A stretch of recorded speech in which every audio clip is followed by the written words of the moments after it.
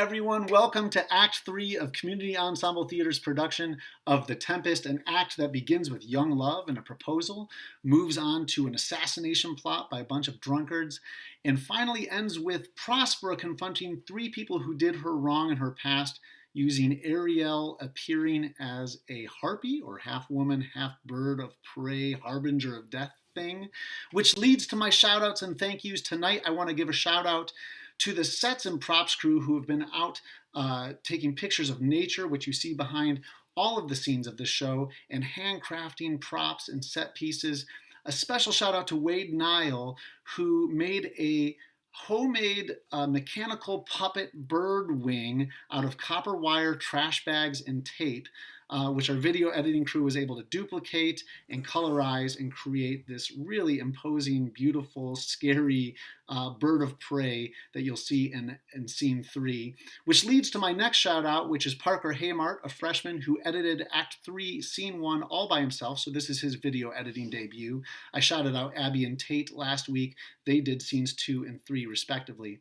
And finally, I want to shout out and thank Ed Rutkowski, our adult mentor for the sound crew, and the entire sound crew who have been at every single video shoot rehearsal, making sure that our sound levels are right, recording every single actor individually. So we have multiple audio takes. People have been asking me, how is the audio good if you're recording all of this in Zoom? And it's because of Ed and the sound crew. And another final shout out and well wish to Aiden. I know you had an accident over the break, but I hear you're healing well and we are sending you lots of love.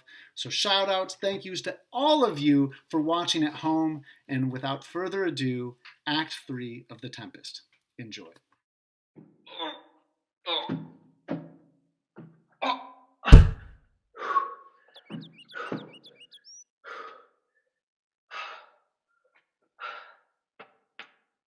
This, my mean task, would be as heavy to me as odious. But the mistress which I serve quickens what's dead and makes my labors pleasures. Oh, she is 10 times more gentle than her mother's crab. I must remove some 1,000 of these logs and pile them up upon a soaring juncture. My mistress weeps when she sees me work, and these sweet thoughts do even refresh my labor. Most busy lest. Alas now, pray you work not so hard. I would the lightning have burnt up those logs that you are enjoined to pile. Pray set it down and rest you. When this burns, 'twill weep for having wearied you. My mother's hard at study. Pray now, rest yourself. Oh, dear mistress, the sun will set before I shall discharge what I must do. If you'll sit down, I'll bear your logs the while. Pray, give me that. I'll carry it to the pile. No, precious creature, I'd rather crack my sinews, break my back, than you should such dishonor undergo while I sit lazy by. It would become me as well as it does you, and I should do it with much more ease, for my goodwill is to it, and yours is against. Poor worm, thou art infected. This visitation shows it. Ugh. You look wearily. No, noble mistress, 'tis fresh morning with me when you are by at night. I do beseech you chiefly that I might set it in my prayers. What is your name? Miranda. Oh, my mother, I broke your hest to say so. Admired Miranda, indeed the top of admiration, what's worth dearest to the world. Full many a lady I have eyed, and for several virtues I have liked several women. But you, oh, you, so perfect and so peerless, are created of every creature's best. I do not know more that I may call men than you, good friend, but by my modesty, the jewel in my dower, I would not wish any companion in the world but you. Nor can imagination form a shape besides yourself to like of. But I prattle something too wildly, and my mother's precepts I therein do forget. I am in my condition a prince, Miranda. I do think a king. I would not so. Hear my soul speak. The very instant I saw you, did my heart fly to your service. There resides to make me slave to it, and for your sake am I this patient log man. Do you love me? Oh heaven, oh earth, bear witness to this sound. I do love, prize, honor you. I am a fool to weep at what I am glad of. Fair encounter. Wherefore weep you? At mine unworthiness that dare not offer what I desire to give, and much less take what I shall die to want. But this is trifling. I'm your wife, if you'll marry me. If not, I'll die your maid. To be your fellow you may deny me, but I'll be your servant, whether you will or no. My mistress dearest, and I thus humble ever. My husband, then? I with a heart as willing as bondage ever of freedom. Here is my hand. And mine, with my heart in it. And now farewell, till half an hour hence. 1,000,000. Yes, yes. So glad of this as they I cannot be, but my rejoicing at nothing can be more. I'll to my book, for yet ere supper time must I perform much business. Oh,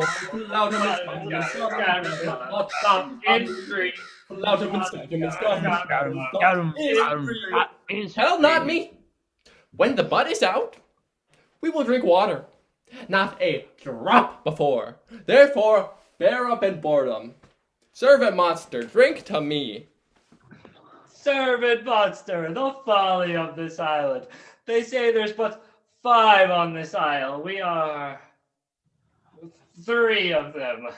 If the other 2 be brained like us, the state totters. Drink, servant monster, when I bid thee. Thy eyes are almost set in thy head. Where should they be set else? You were a brave monster indeed if they were set in his tail. My man-monster hath drowned his tongue in sack tonight. Mooncalf, speak once in thy life, if thou be'st a good mooncalf. How does thine honor? Let me lick thy shoe. I'll not serve him. He's not valiant. Thou liest, most ignorant monster. Why, thou debauched fish, thou? Was there ever man a coward that hath drank so much sack as I today? Wilt thou tell a monstrous lie, being but half a fish and half a monster? Lo, how he mocks me! Wilt thou let him, my lord? Lord, quoth he, that a monster can be such a natural. Lo, lo again, bite him to death, I prithee. Trinculo, keep a good tongue in thy head. The poor monster's my subject, and he shall not suffer indignity. I thank my noble master. Wilt thou be pleased to hearken once again to the suit I made to thee? Marry, will I. Kneel and repeat it. I will stand, and so shall Trinculo. Why, as I spoke before, I am subject to a tyrant, a sorcerer who by her cunning hath cheated me of the island. Thou liest. Thou liest, thou jesting monkey, thou. I would my valiant master would destroy thee. I do not lie. Trinculo? Trouble him any more in this tale, and by this hand I will supplant some of your teeth. Why, I said nothing. Mum, then, and no more. Proceed. I say, by sorcery, she got this isle. For me she got it. If thy greatness will revenge it on her, for I know thou darest, but this thing dare not. That's most certain. Thou wilt be lord on it, and I'll serve thee. How now shall this be compassed? Canst thou bring me to the party? Yea, my lord. I'll yield her thee asleep. There thou mayest knock the nail into her head. Thou liest, thou canst not. What a pied ninny's this, thou scurvy patch! I beseech thy greatness, give him blows. Trinculo! Interrupt the monster! One word further, and by this hand I'll turn my mercy out of doors, and make a stockfish of thee. Why, what did I? I did nothing. I'll stand further off. Didst thou not say he lied? Thou liest. Oh, do I so? Take thou that. As thou like this, give me the lie another time. I did not give the lie. How do your wits and bearing too? A pox on your bottle, this can sack and drinking do. A murrain on your monster, and the devil take your fingers. Now forward with your tale. Prithee stand farther off. Beat him enough, and after a little time, I'll beat him too. Stand farther! Come, proceed. As I told thee, 'tis a custom with her in the afternoon to sleep. There thou mayest brain her, having first seized her books, or with a log batter her skull, or paunch her with a stake. Remember first to possess her books, for without them she's but a sot, as I am, nor hath not one spirit to command. They all hate her as rootedly as I. Burn but her books, and to consider is the beauty of her daughter. Is it so brave a lass? Aye, my lord, she will become thy bed, I warrant, and bring thee forth brave brood. Monster? I will kill this tyrant. Her daughter and I will be king and queen. Save our graces. Trinculo and thyself will be viceroys. Dost thou like the plot, Trinculo? Excellent. Give me thy hand. I am sorry I beat thee. But while thou livest, keep a good tongue in thy head. Within this half hour will she be asleep. Wilt thou destroy her then? Aye, on mine honor. This will I tell my master. Thou makest me merry. I am full of pleasure. Let us be jocund. Wilt thou sing the catch thou taught me but while ere? At thy request, monster. Come on, Trinculo, let us sing. Oh, Floudum and Scoutum and Scoutum and Floudum, thought it's free. Floudum and Scoutum and Scoutum and Floudum, thought it's free.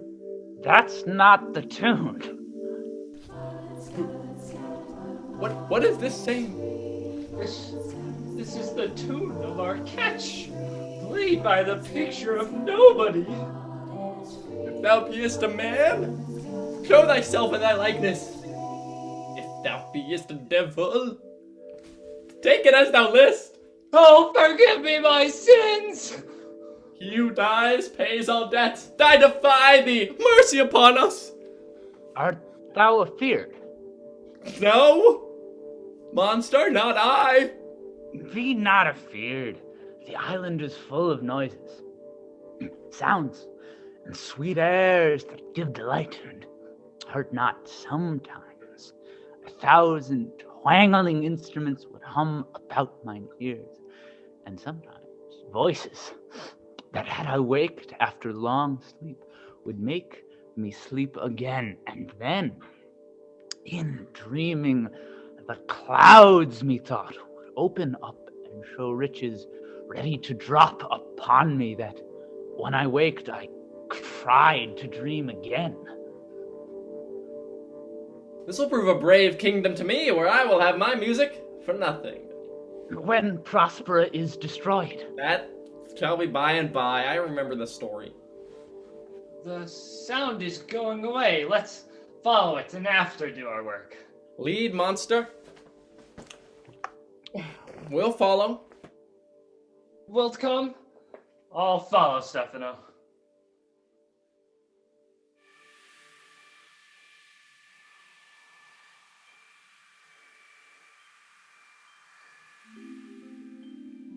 By our Lakin, I can go no further.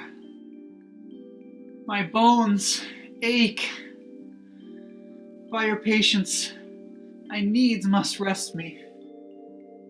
Lord, I cannot blame thee, for I myself attached with weariness. In the dawning of my spirit, sit down and rest.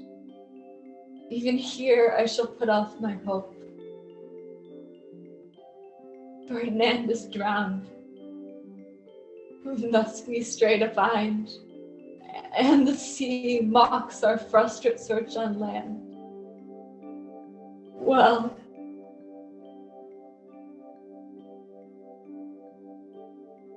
let him go. Oh, I am right glad she's so out of hope. Do not, for one repulse, forego the purpose that you resolve to effect. The next advantage will we take thoroughly. Let it be tonight, for now they are oppressed with travel. They will not, nor cannot, use such vigilance as when they are fresh. Say tonight, no more. What harmony is this? My good friends, hark! Marvelous. Sweet music. Give us kind keepers. Heavens, what are these? A living drollery. Now I will believe that they're unicorns. I'll be sworn 'tis true. If in Naples I should report this now, would they believe me if I should say I saw such islanders? For certes these are people of the island who, though they're of monstrous shape, yet note their manner is more gentle, kind than of our human generation. Honest Lord, thou hast said well.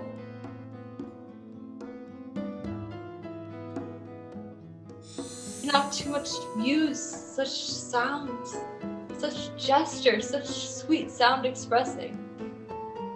Although they want the use of tongue, a kind of excellent dumb discourse. They vanished strangely. No matter, since they left a feast behind, for we have stomachs. Will't please you taste of what is here? Not I. Faith, madam, you need not fear. I'll stand to and feed, although may last. No matter, since I feel the best is past. Sister, my lord the Duke, stand to and do as we. You are three people of sin, whom destiny and the never forfeited sea hath caused to belch up you. And on this island where man doth not inhabit, you amongst men being most unfit to live, I have made you mad. You fools! I and my fellows are ministers of fate. We are invulnerable. If you could hurt, your swords are now too massy for your strengths, and will not be uplifted. But remember, for that's my business to you, that you three from Milan did supplant good Prospera, exposed unto the sea which hath requited, she and her innocent child. For this foul deed, the powers, delaying, not forgetting, have incensed the seas and shores, yea, all the creatures against your peace. Thee of thy son, Alonza, they have bereft. And here on this most desolate isle, else falls upon your heads, is nothing but heart sorrow and a clear life ensuing.